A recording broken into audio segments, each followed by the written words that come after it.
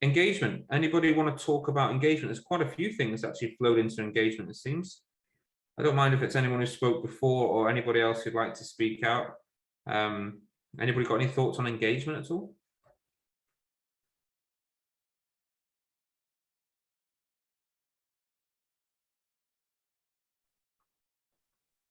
I do feel like because we are remote, people are avoiding hard topics.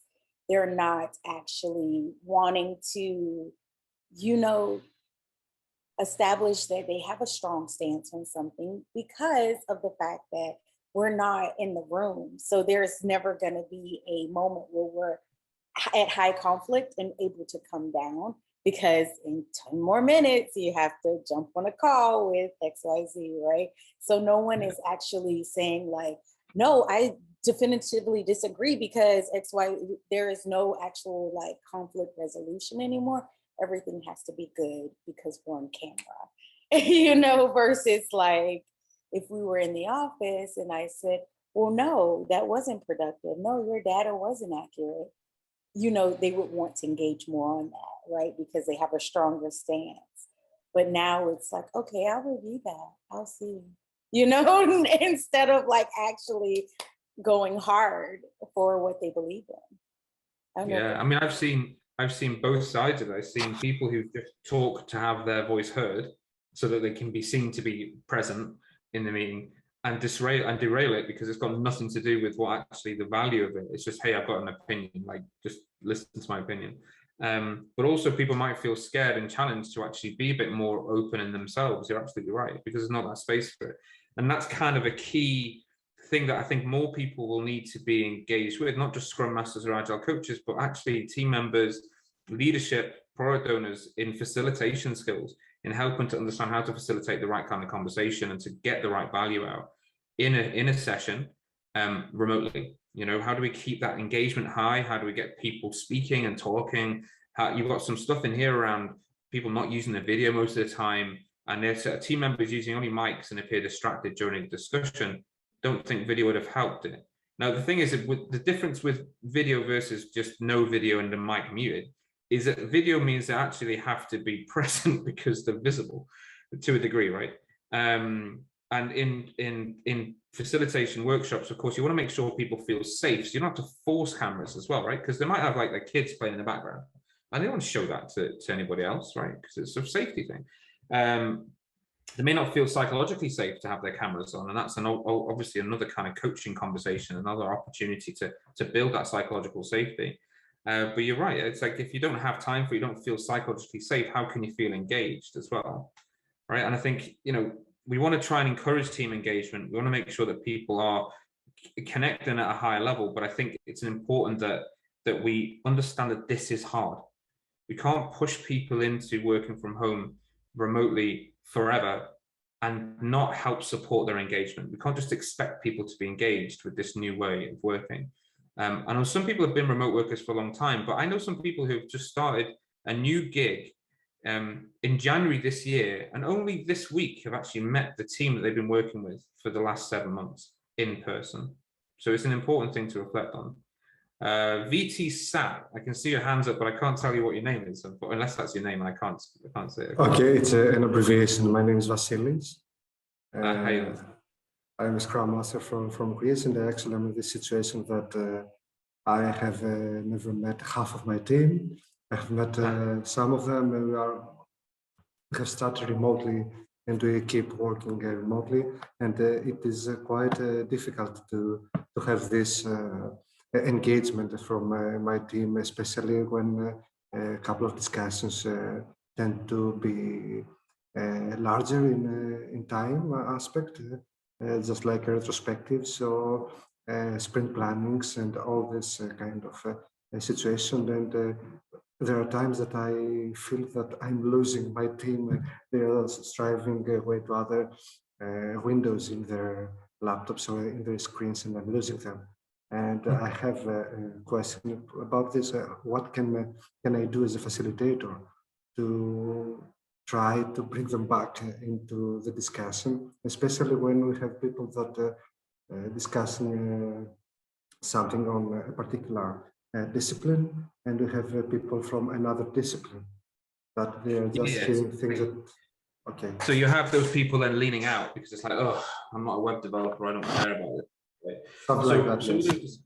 Some of those discussions, if they don't feel like it's being related to the entire team, I would look to either, to move them away from the team or to try and direct, as in like, okay, maybe there's a breakout session that needs to happen for you guys to get your heads together around this particular specific.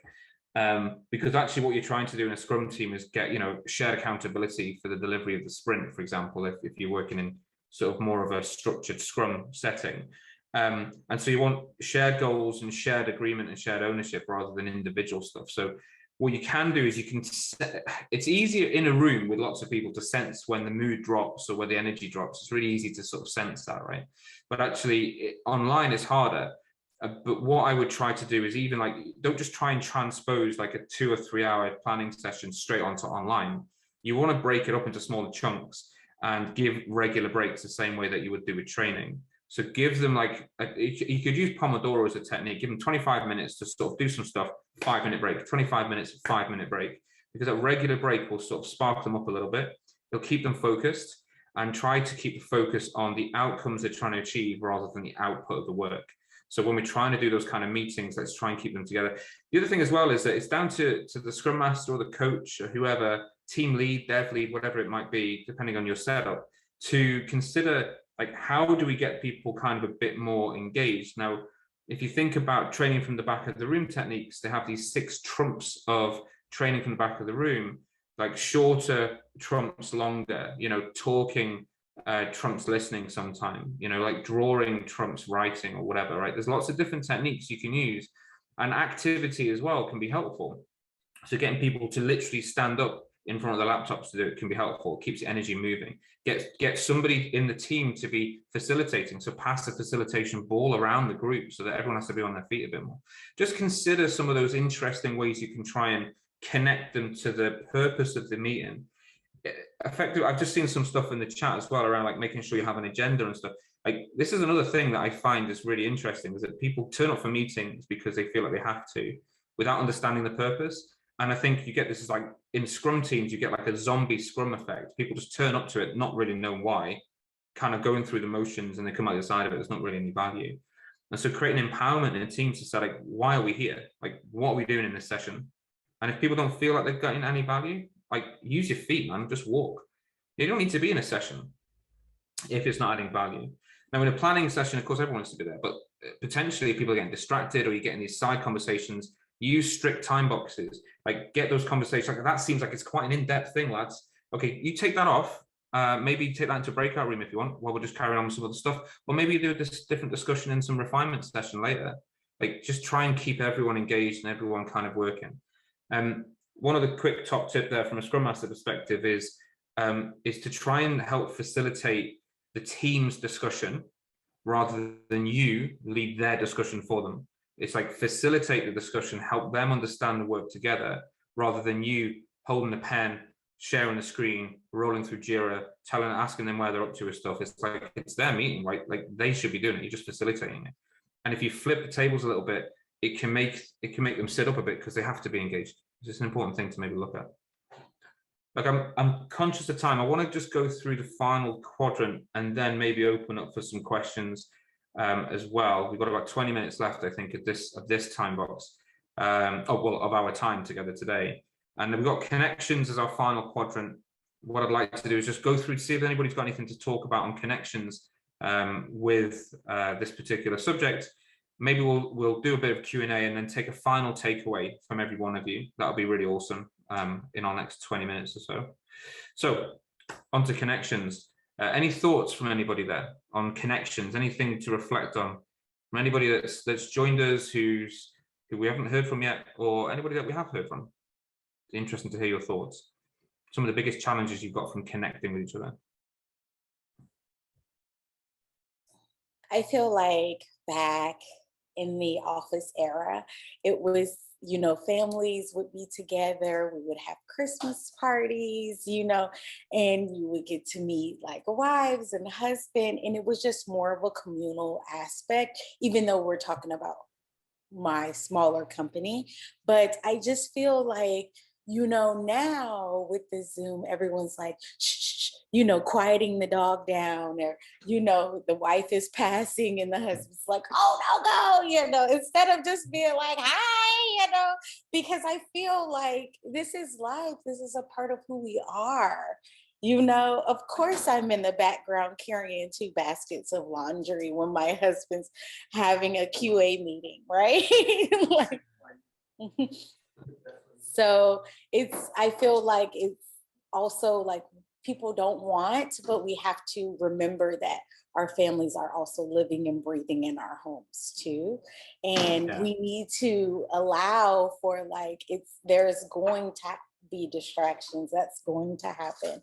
And I think it goes back to what you're saying, people are losing the humanity because we become Zoom robots. Yeah, and I think, you know, it's not all bad. I think there's some real good stuff. It's like it's recognizing. I see it the opposite. Happening.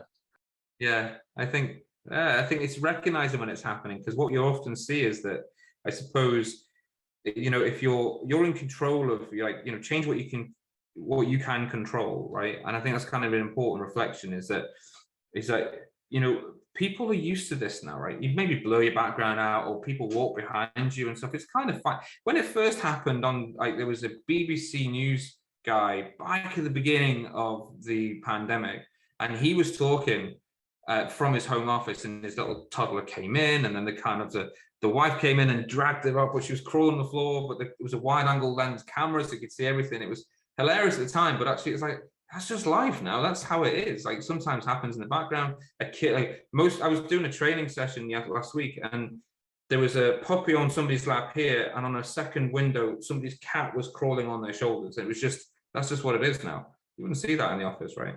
But I think we can tend to, if we're not controlling, we're not managing our own expectations of that, and being a bit more sympathetic to like that side of things, then yeah, we can lose our humanity with it a little. But I think the interesting thing as well, Veronica, you mentioned about the human connection with colleagues, families, is the extension of your family is often your workplace. And the social side of that, the gatherings, the even like conferences, man, I miss conferences. I mean, who would have thought to say that, right? But I mean, Scrum gathering conferences are slightly different to most, but it's the human connection, the conversations and the discussions you have, and the eating, drinking, and the fun that you can get up to. It just feels like that's such a long way away. So I'm looking forward to those things happening again when it's safe enough to do so. But is there other things we can do to still maintain those human connections, rather than just waiting until the government say we can, right? So that's really interesting. Thank you for that. Yeah, so social get-togethers, social meetups, yeah, less interaction and connections here, right? Technology, software and hardware, like actually investing in that, or having your employer invest with it, is great. Connecting with team members, how to keep the team spirit with limited chances to see each other. Yeah, it's hard. It is hard, but I think making time, carving time out for that, so you allow yourself time to have those human connections, those human moments where you talk about the weekend, and you talk about what holiday you'd like to go on, but probably not allowed to go on, or you talk about the latest coffee that you've had shipped to you from some subscription service because you've got nothing else. You can't go to a coffee shop.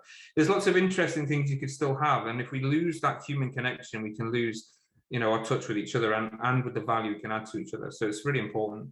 Some great reflections there, guys. Some really good stuff. Really impressed with what came out in just a short 8-minute time box there. It's really good. So we've got